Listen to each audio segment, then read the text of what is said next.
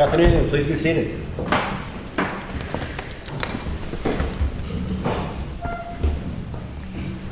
Welcome to the First Court of Appeals. We have one case on the docket this afternoon. It is 01-24-00078 Eric PROFACA and Kristen Dale versus BREEZ Coach Leasing Inc., TMARE LLC, and Joseph Lyles. Starting with appellant, will counsel please make your announcements? Andrew Gould and Parker Cragg on behalf of the appellants, Eric PROFACA and Chris Dale, and we'd like to reserve 5 minutes for rebuttal. Very good. APPELLEE. Heidi Gummienny on behalf of defendant BREEZ Coach Leasing, and I think we're going to split 10-10. Very good. You anticipated my next question. David Walsh on behalf of TMARE and Mr. LYES, and if she uses more time, it's fine too. I mean, it's a rush split. We're less. Yeah, what matters is not the split, it's going first. You Right. can give him whatever you want and argue as long as you want. He told us about that old trick he used to pull in private practice.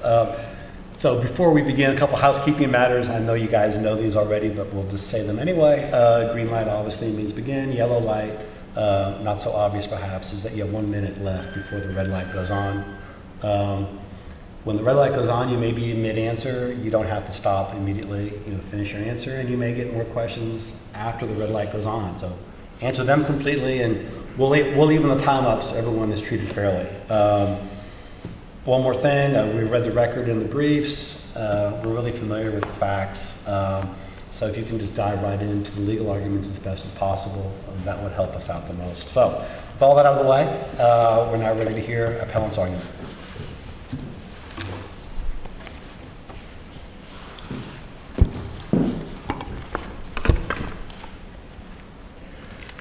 Good afternoon, Mr. Chief Justice, and may it please the court.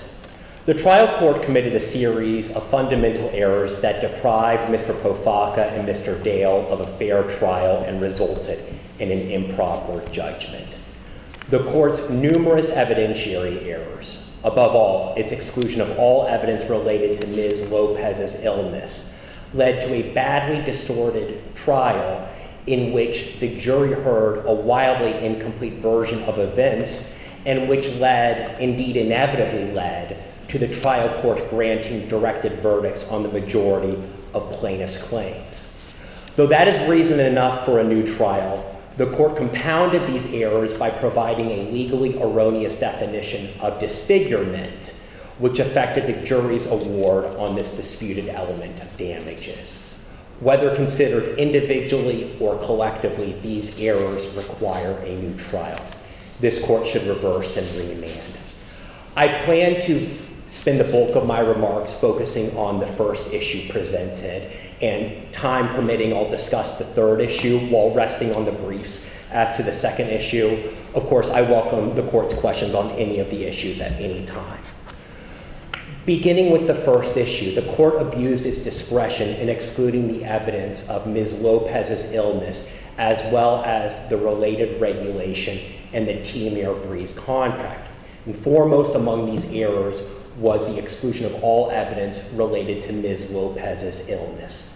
The trial court excluded this evidence as irrelevant and alternatively as unfairly prejudicial.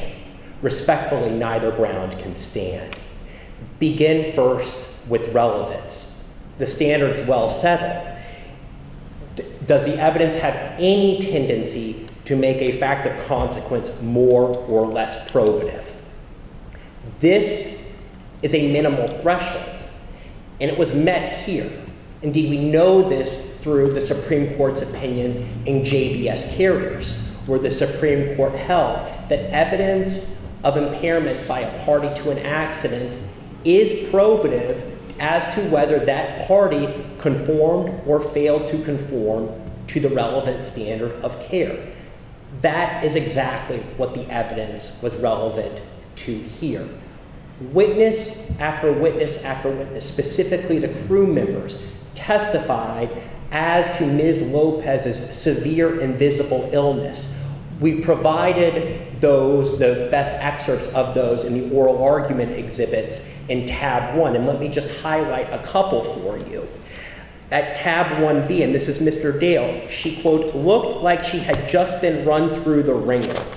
She was pale and tired. And Mr. Early, at tab 1E, she, quote, looked like she was having trouble breathing, and then later, quote, and just in general, you ever look at someone and can tell, man, that person's effing sick, like that. We have the evidence at tab 1G, Mr. Rubenstein testifying how Ms. Lopez sought treatment at an emergency room for her illness. That was in Denver? That was, I mean, it's a little not, bit earlier? It was earlier. It's not exactly clear in the record whether it was in Denver. There is some suggestion in the record. It was some period of days before then.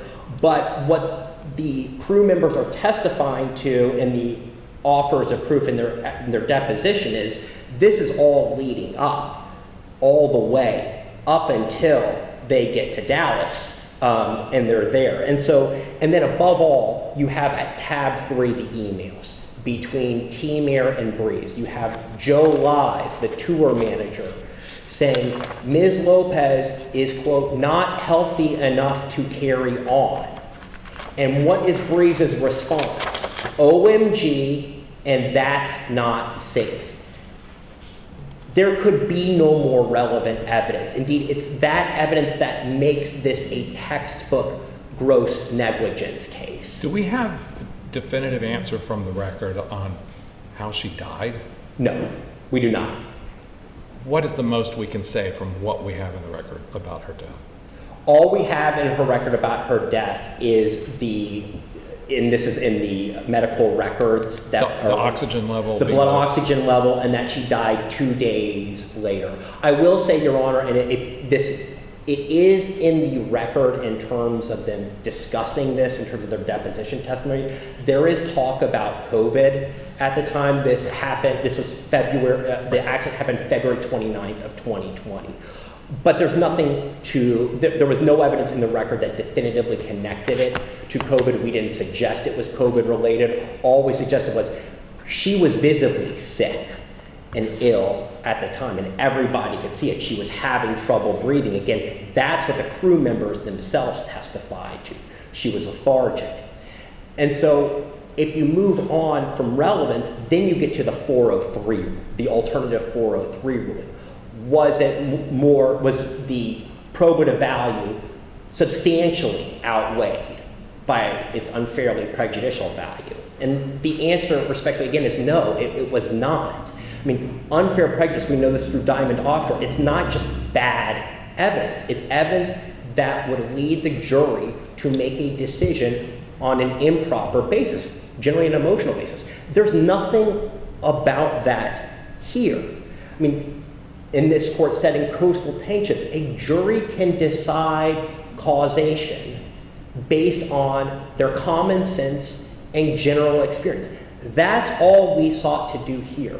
We are not talking about, as in JBS Carriers, where it was the plaintiff was high on drugs that the jury might not have experience being on, that the plaintiff there, again, was schizophrenic and had bipolar disorder, again, something that lay jurors might not have common sense and experience with, and then had failed to take medication had been prescribed.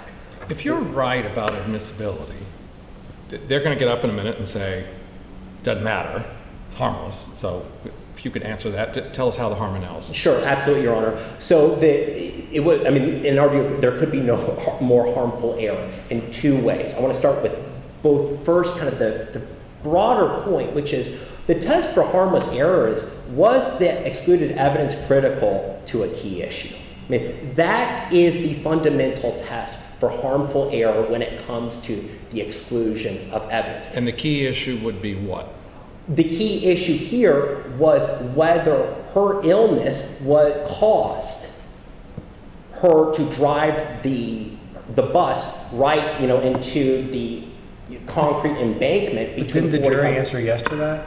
I'm sorry? Didn't the jury answer yes to that as part of the negligence question? But the jury wasn't presented with the full series of events, and I think it kind of take a step back. The jury wasn't asked anything as it relates to TMARE and Joe LYES because they were dismissed on directed verdict. But above all, they also were not asked about gross negligence, right? I mean, they never got that question.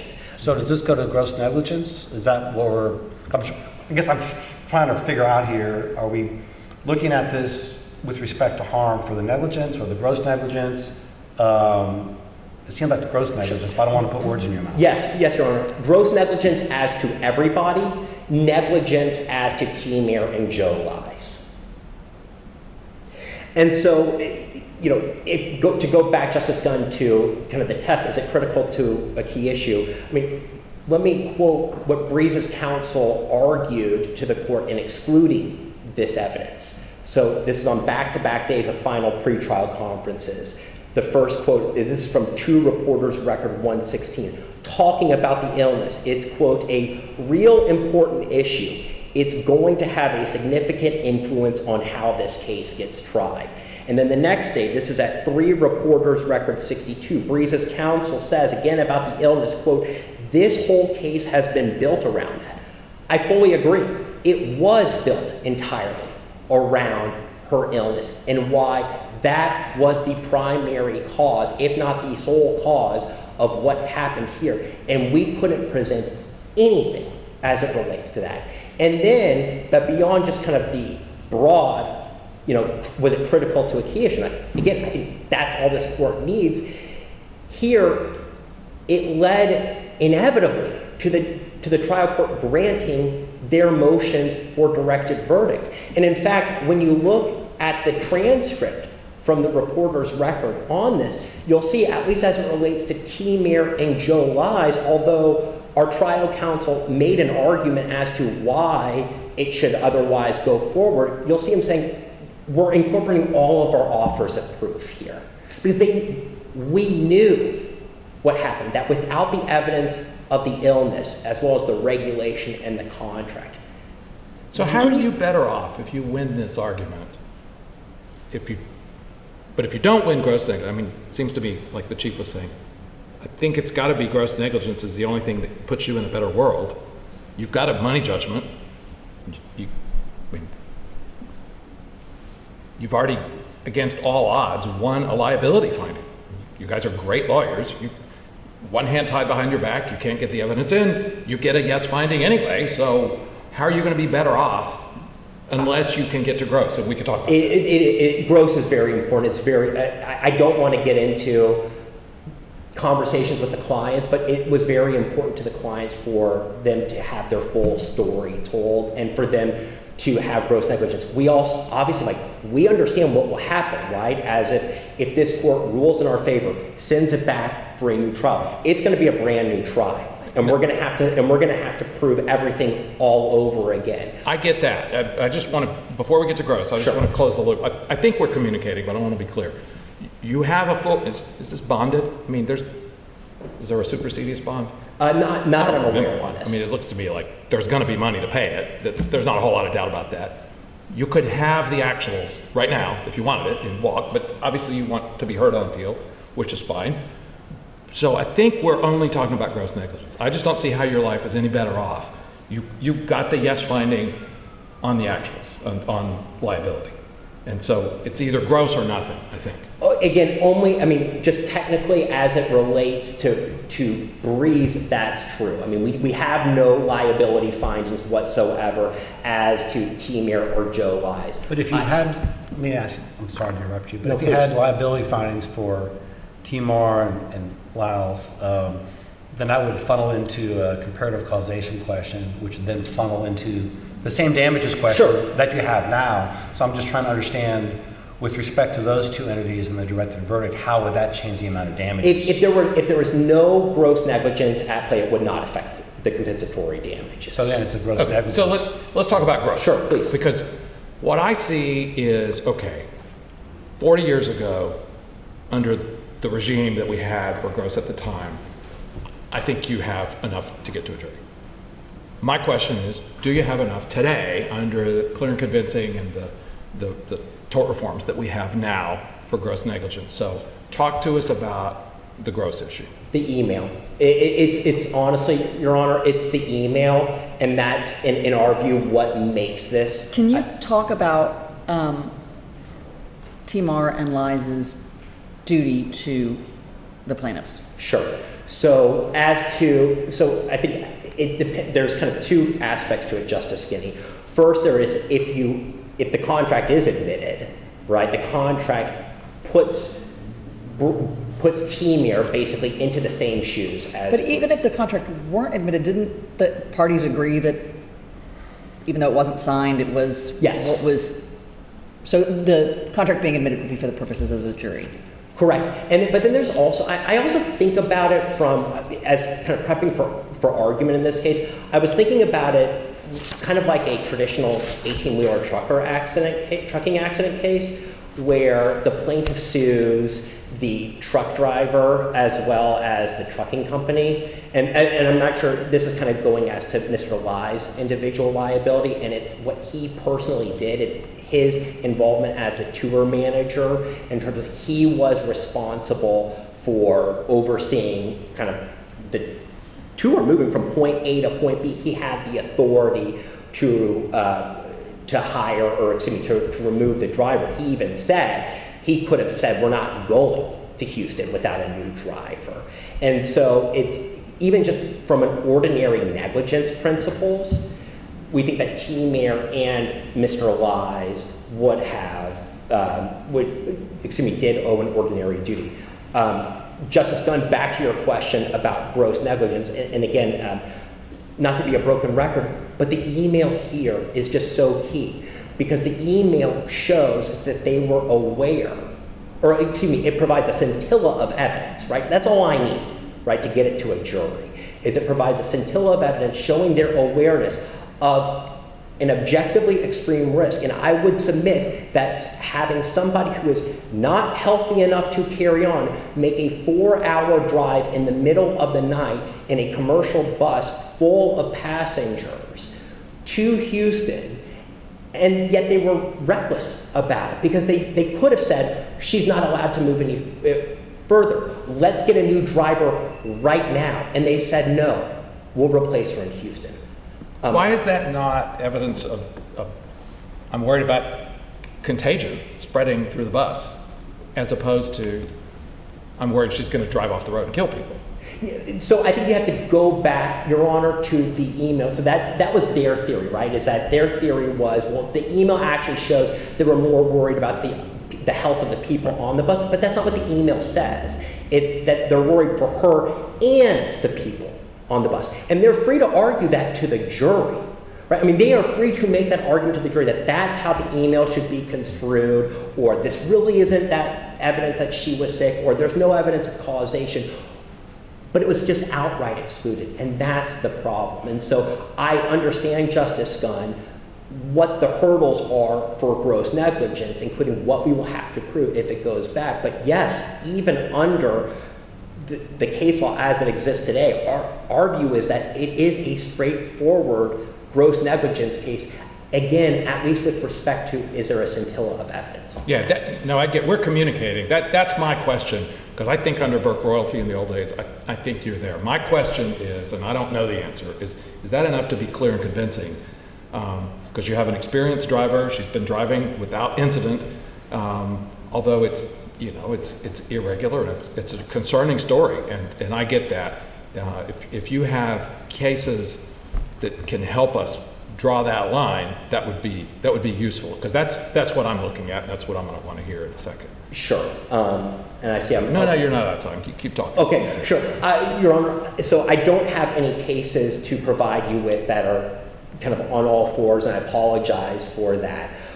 What I would say in terms of just returning to just the fact-bound application of the clear and convincing standard, again, it's more whether could a reasonable jury look at this evidence and decide based on clear and convincing evidence that they thought she was sick, or maybe she wasn't even sick, but they were talking about it, that she was sick, and yet they allowed her to continue on. they could take in all the circumstances. Again, we're not talking about, maybe it's a different story if they're driving, say, from Dallas to Fort Worth. Maybe it's in the middle of the day. Again, we're talking about Dallas to Houston in the middle of the night.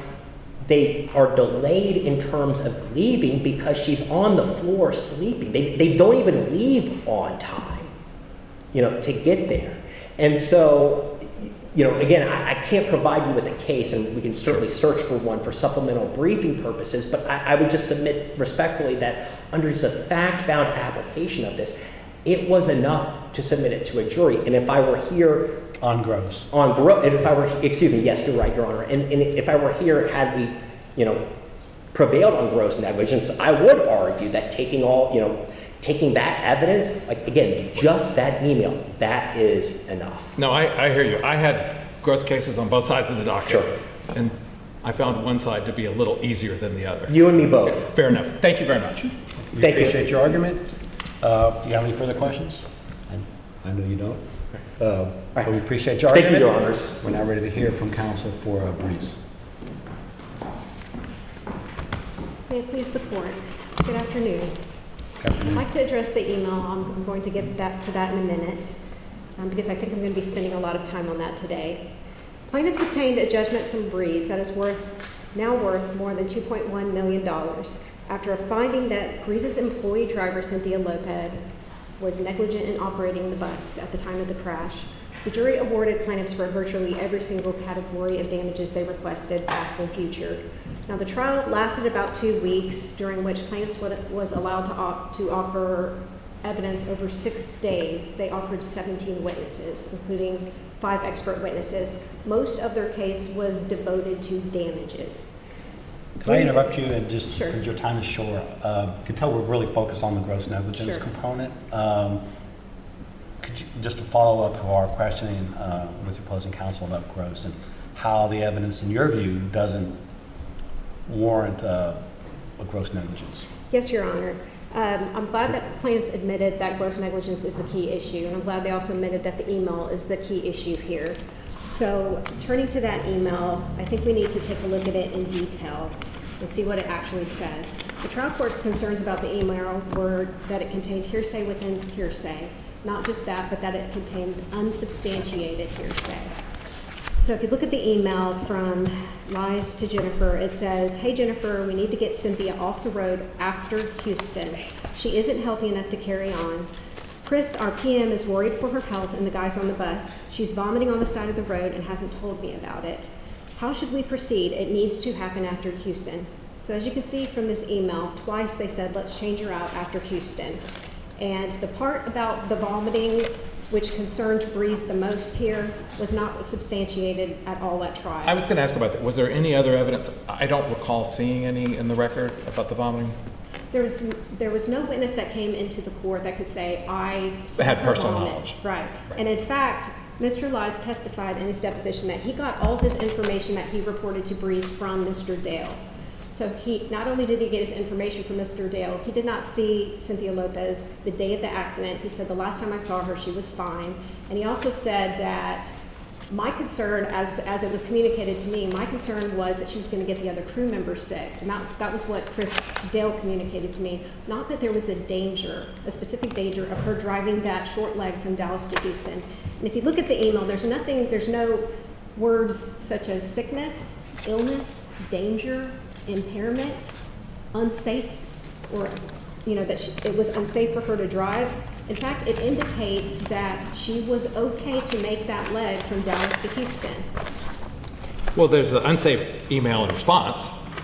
Right, but that's my understanding, and we don't have Jennifer George's testimony, but my understanding, the only evidence in this email, or the only symptoms that was discussed in the email, was vomiting. There was no other symptoms that was discussed, whether she was coughing or she was, some of these other symptoms that the crew members testified in their depositions. She was spitting into a bucket, she was coughing, she took too much bathroom time, she was late, she wasn't her usual cheerful self. That's not in the email. The only thing that I think concerned BREEZ was this idea that she was vomiting on the side of the road, because that goes to, potentially she would not be able to drive if she was involuntarily vomiting. So as a result, that's where Jennifer responds, "Oh my, OMG, why hasn't she told anyone out there or called me? That's not safe." And then she says, "I will work on this now." So at that point, BREEZ devoted its attention to bringing in a new driver and having that change out in Houston. But if you look a little bit later on the email from Jennifer George on February 28, 2020 at 13:56 p.m., I think that's in your emails as well. Jennifer says, "If she is that ill, she may want to lay down. It's your call. I plan to call her in the AM to see how she wants to go home." So Jennifer's concern was, I need to get her home. She doesn't live in Texas. She may want to rent her car. She may want me to rent her a car so she can carry all her stuff home. If she is vomiting, I can't imagine flying, but who knows. So even later that day, Jennifer didn't have an understanding that she couldn't drive. She was even offering to get Miss Lopez a vehicle because she understood that it would be uncomfortable to be in a plane and then to be involuntarily vomiting in that tiny back room. So on the issue of gross negligence and what it is plaintiff's burden to prove, they must prove by clear and convincing evidence that this email is enough to raise a scintilla of evidence on gross negligence. On not only the objective element that there was an extreme degree of risk of a danger and that BREEZ was consciously indifferent to the right, safety, and welfare of the plaintiffs. They can't meet either of those prongs. To be grossly negligent, a defendant had to have knowledge of the particular risk alleged. Now, putting aside that BREEZ was erroneously communicated with about the actual symptoms that she was experiencing, the Texas Supreme Court has said a party cannot be liable for gross negligence when it actually and subjectively believes that circumstances pose no risk to the injured party, even if they are wrong. So here we can see in this email communication, Jennifer George didn't have any kind of notice of a safety concern with her driving from Dallas to Houston. The email indicates that she was at least safe to make that leg of the trip. And so plaintiffs have not met their burden of proof to show clear and convincing evidence on that issue. But let's talk about conscious indifference. Conscious indifference requires, the subjective element requires proof that the defendant knew about the danger, but its acts or omissions demonstrated it did not care. There is nothing in this email that indicates that BREEZ did not care. Jennifer Lopez's immediate response was, "OMG, why hasn't she communicated with me? And we will change her out in Houston. I'll get working on that right now." And later, you see that she is making efforts not only to get a driver there, but to make sure this driver, their employee, gets home safely and does it in a way that is convenient for the driver.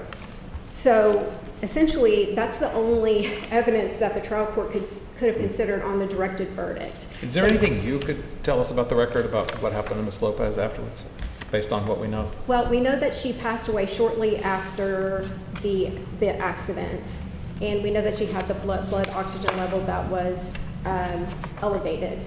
We don't have any medical expert explaining, does that relate to the accident? Was that caused by the accident? Was that in place before the accident? Is it possible to get to that level just by having a traumatic event, or was it something that was happening, days and days, and it took a period of time to get there? So we don't know about any of that.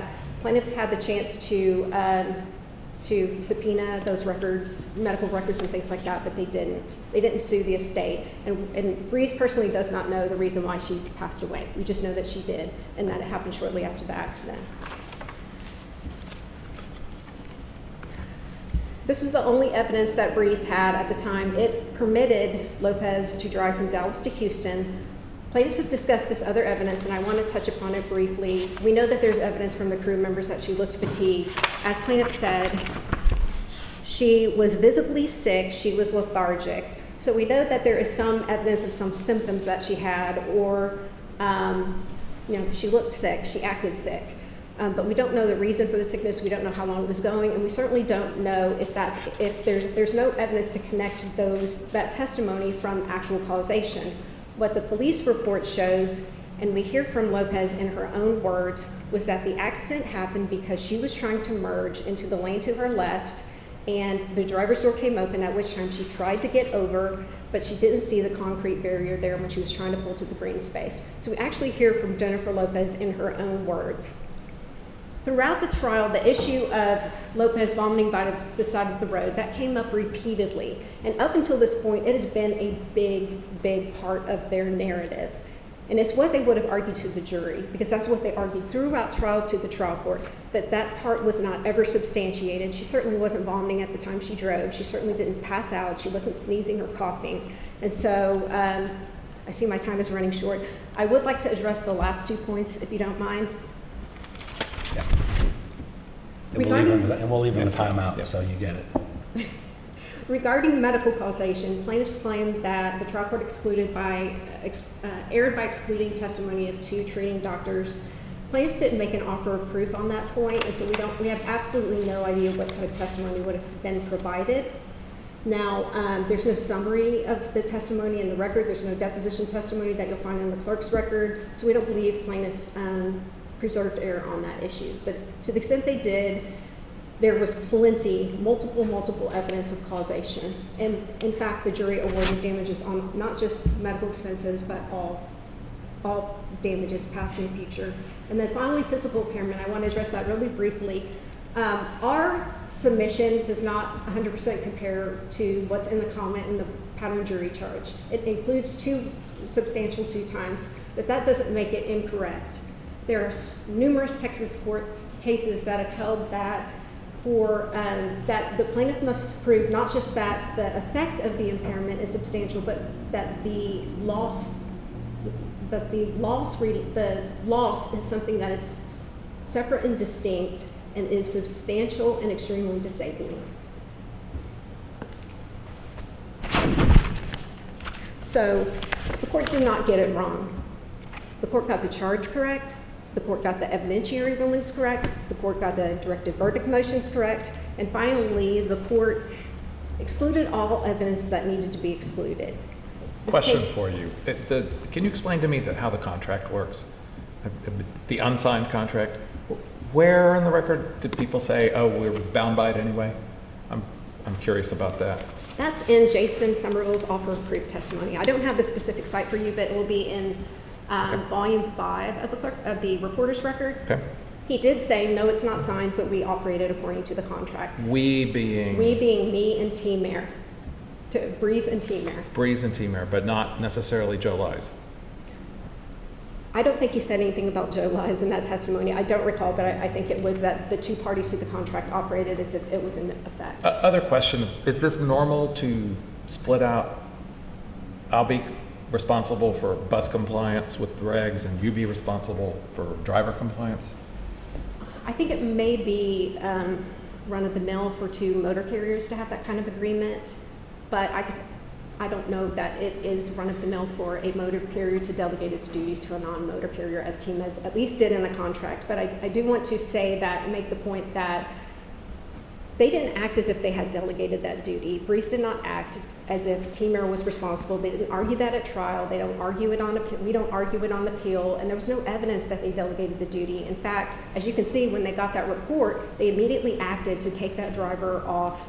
You know, they wanted to do it when it was convenient for the plaintiffs, obviously, but they immediately acted to take the driver off and you know, give them a replacement. And so I don't see any evidence that that duty was actually delegated. Thank you. Any further questions? Any further questions? We appreciate your argument. We're now ready to hear from counsel for APPELLEE, Joseph Lyles. David Walsh for TMARE and Joseph Lyles. Let me see if I can help Justice Gunn real quick on the contract. I think there's a provision in the contract that says even if unsigned, you're bound by it unless you do something about it within 5 or 10 days, whatever it is.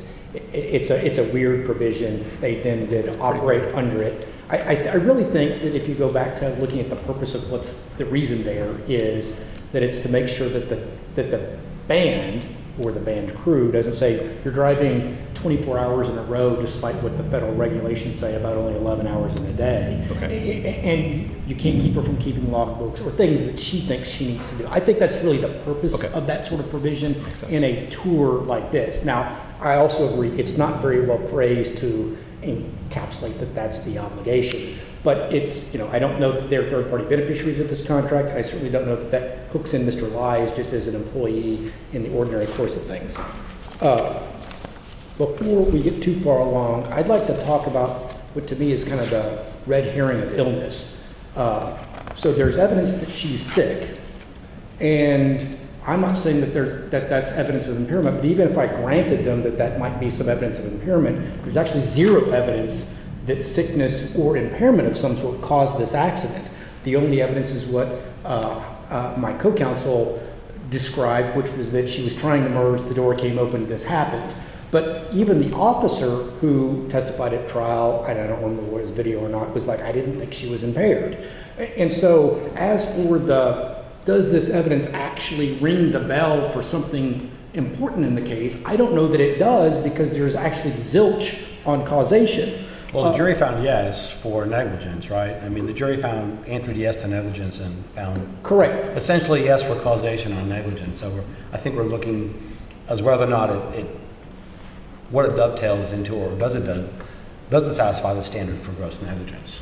And to just kind of not necessarily disagree with you directly, but I think the jury found that her negligence was the proximate cause of the accident, not that her illness was the proximate cause of the accident. So she could have been driving distracted, or for whatever reasons, the door, or just not paying attention. There are plenty of reasons that people operate a motor vehicle and get into an accident. I guess it was a hypothetical. I guess the jury could have considered that hypothetically in answering yes to negligence and that causation. It could have informed their decision with respect to that.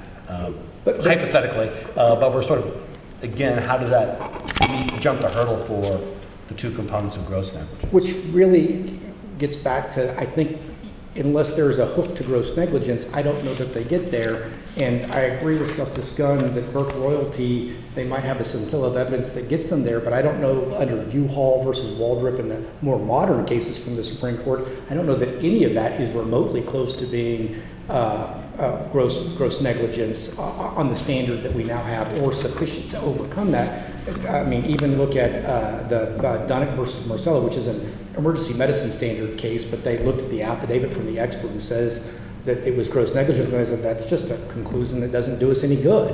And so when we get here about what did LYES know, all of the stuff that they point to on the day of the accident or the night of departure where she's sleeping in the lounge and all that, Mr. LYES didn't see her, and so nobody on the TMARE side, at least if you take that, knows any of this final illness thing of she's sleeping in the lounge and she's whatever on the day in question, because he didn't see her that day. And so then we get back to what did he know? He knew that she took 11 trips in a row despite them saying that she was getting progressively sick. And we also know from his own testimony that from all the information I was given, we felt fine to replace her in Houston. That's 9 Reporters Record 283.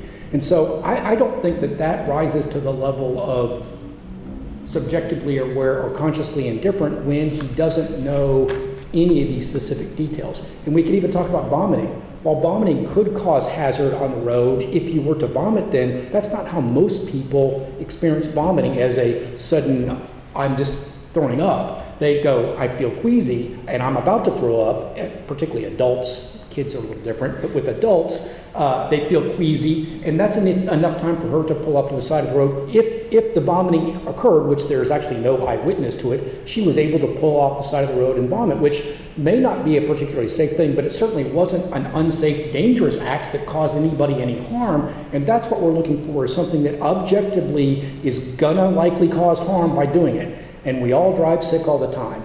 Even on the spitting in the trash can thing. Well, people dip all the time. Are we going to say that people can't dip while they drive?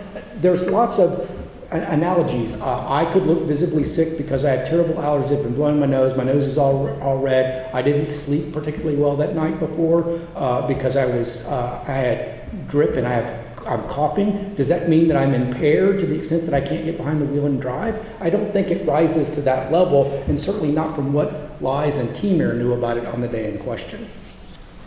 The one little thing we have left, I think, is the Somerville, back on proximate cause.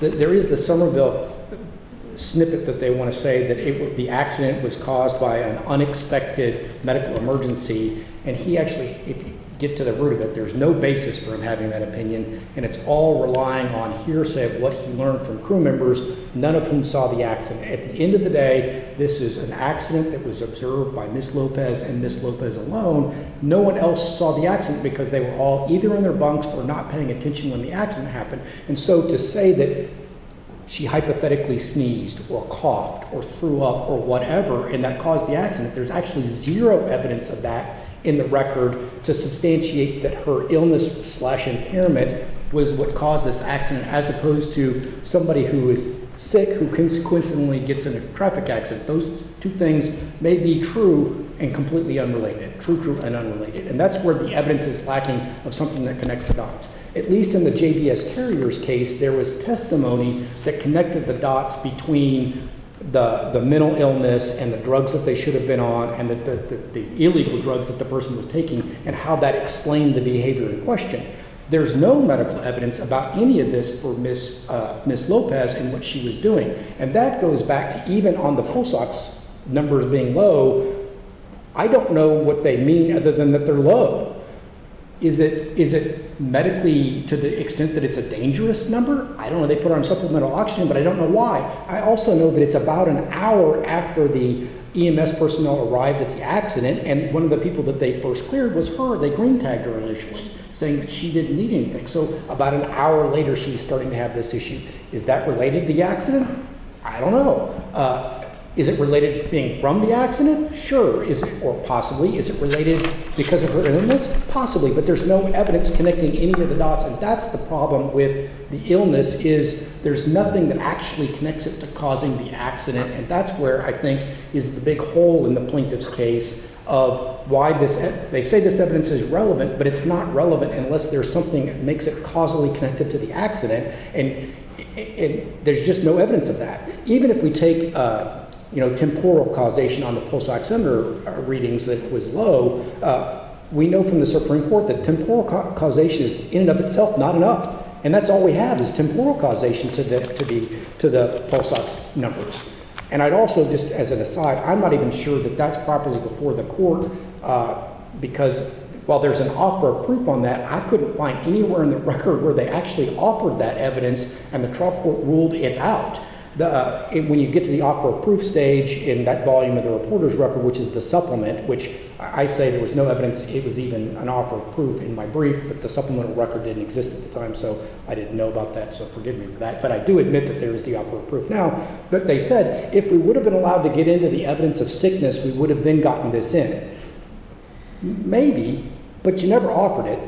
But more importantly, why? Because what does it prove? It proves that after the accident she had low blood oxygen levels, but is that from the accident or from her illness? There's nothing that distinguishes between that other than the temporally related to the accident, or it occurred about an hour afterwards.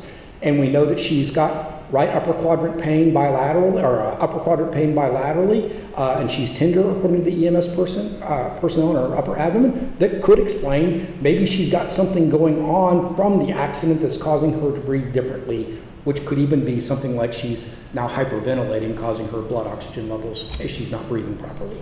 I forgot to say this. I'd rather answer your questions than that, but now that I've got 30 seconds left, I don't know that there's much time to answer your questions, but.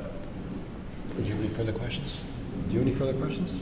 I guess, let me just close the loop on a couple of things. Are there any fights about the exhibits that you think we need to resolve, or is that taken care of? I mean, I do think that the offer of proof of PROFACA and who's the other one? It's the and Somerville, the offers of proof from their live trial testimony that was never really offered and excluded. And then I think this stuff about the pulse ox and those EMS records, I think that one was never offered anywhere along the way, except for here's our offer of proof on that. And so I think, but from my perspective, I think you could ignore all that and just say none of this evidence was causally related to causing this accident, or no evidence connected it to causing this accident, or from my perspective, even if you were to reverse this to my clients on issue one or duty or whatever you want to call it, the damages are set. I'm positive the two of us can get together and figure out how to pay this judgment for what the jury found that they were awarded. And I don't even know that, you know, if you give us time, we can figure out amongst ourselves, and if we can't, we can go figure out to mediate it or arbitrate it among ourselves later on. I don't think there needs to be a new trial if the issues 2 and 3 get affirmed, because I don't think it meets the level of gross negligence, and that's where we get to, I think there's many outs that are not evidentiary or technical evidentiary. Thank you. We appreciate your argument. We're now ready to hear a rebuttal argument from the appellant.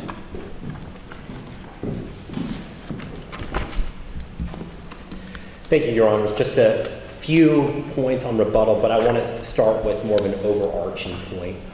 You know, what you heard from my friends from both BREEZ and TMARE were a host of jury arguments. And that's what I have no doubt that had this evidence come in, as it should have, they could have made all of these arguments. Well, she really wasn't that sick, or we drive sick all the time, or there's no causation. Those are fine jury arguments to make. Where we are right now is that the jury never heard it in the first place. That's the problem. The jury hearing this evidence, maybe they'll agree with my friends and say that she actually wasn't sick or that it didn't cause it. But that's not a reason to outright exclude this evidence, including not just under relevance, right, which is a really, really low threshold, but even under 403. I mean, we look at Diamond Offshore, and what Justice Guzman even says in Diamond Offshore is that exclusion under Rule 403, it's supposed to be the exception, you know, not the rule. And that's all we're asking for here. So now let me turn to some minor points, but I'm happy to address any of the court's questions. Again, as to, you know, illness, whether illness is impairment, again, the jury can decide that for themselves based on the evidence that was presented. Under all, again, you can look at the evidence from tab 1 with all the different crew members' statement. And under any ordinary dictionary definition of the term impairment, someone who is, quote, not healthy enough to carry on is impaired, or at least it's relevant to that. As to causation, there's almost a suggestion that we needed to come forward with an expert to link this. Sure, we could have. That doesn't mean it was required.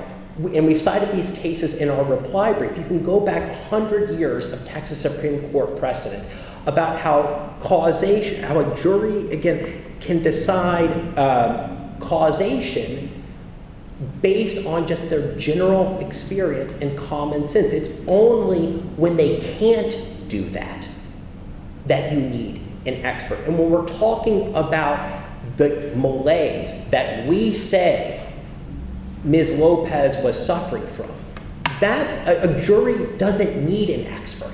They can decide for themselves based on their own lived experiences whether or not that caused the accident. And under Burlington Rock, one of the Texas Supreme Court cases we cited, we don't have to exclude all other possible causes for it to be relevant as to causation. Could it be different depending on the kind of malaise, the kind of illness? An expert might be necessary to connect that to impairment. Yes.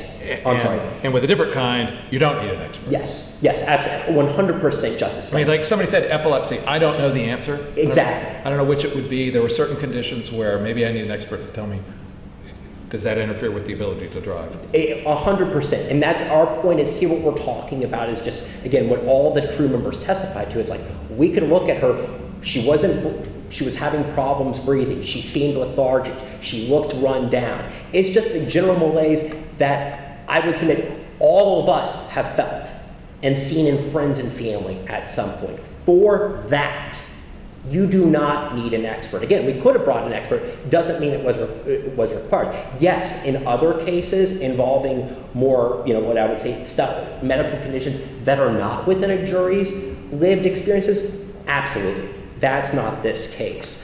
On the email, there was a discussion briefly about whether this was hearsay. I mean, they argued it was hearsay below at 5 Reporters Record 52. That wasn't the ground on which the court excluded it. You can look at 5 Reporters Record 119 and 130. It was just excluded under 401 and alternatively 403. It feels like there's hearsay in there. Just looking at it, it doesn't say Tom told Dick who told Harry, but it feels like there's hearsay in there.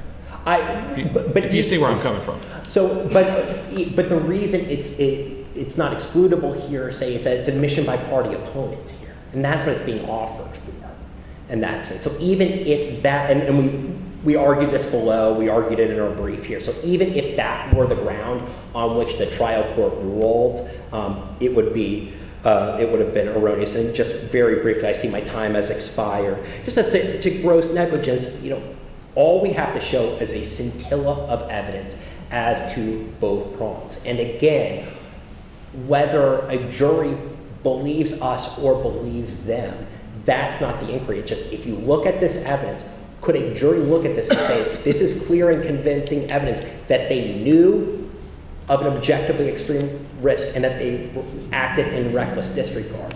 And the answer is yes. And that's why it should come back for a new trial. Why don't you answer the argument we heard a minute ago about what they knew at the time? Some of the knowledge came up later, but what they knew at the time, she'd taken 11 trips in a row and so on. You heard the argument. Could you attack that? So I think there's kind of two responses, Your Honor. First is that, and forgive me, but it's in the oral argument exhibits. One of the witnesses testified that Joe LYES knew about this. Everybody knew about her illness. There's testimony to that effect, that everybody knew that she was sick. And again, you've just got one after the other testifying this. So there's circumstantial evidence that even if they're right that Joe LYES never personally observed anything, which again is contradicted by what some of the other witnesses have said, that was just known to everybody else. I'm sorry, I said there was two things and I already forgot my second train of thought. Don't sweat it, but let's talk about that one. I mean, A gets to say what B knows. I mean, is that really probative? If somebody says, Joe knows it. But what we don't know, Your Honor, is when he said that Joe knows this, were they standing together, seeing it? And so he just said, well, of course, looking at him, he can see just as well as I can see this person. So yes, I think they can based on that. But again, it really doesn't matter because what Joe LYES communicated, right? It really doesn't matter. Even if he knew nothing personally, he still communicated to them. She's not healthy enough to carry on. Those are his words. And so even if he doesn't believe that it's true or that he hasn't seen it, he still at that time has awareness that she is ill. And yet they act in reckless disregard.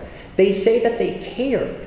Maybe they cared about Ms. Lopez. There's no evidence that they cared for the people who were on board. Had they done that, they would have replaced her immediately, not allowing somebody who's terribly ill to make this 4-hour middle-of-the-night trek.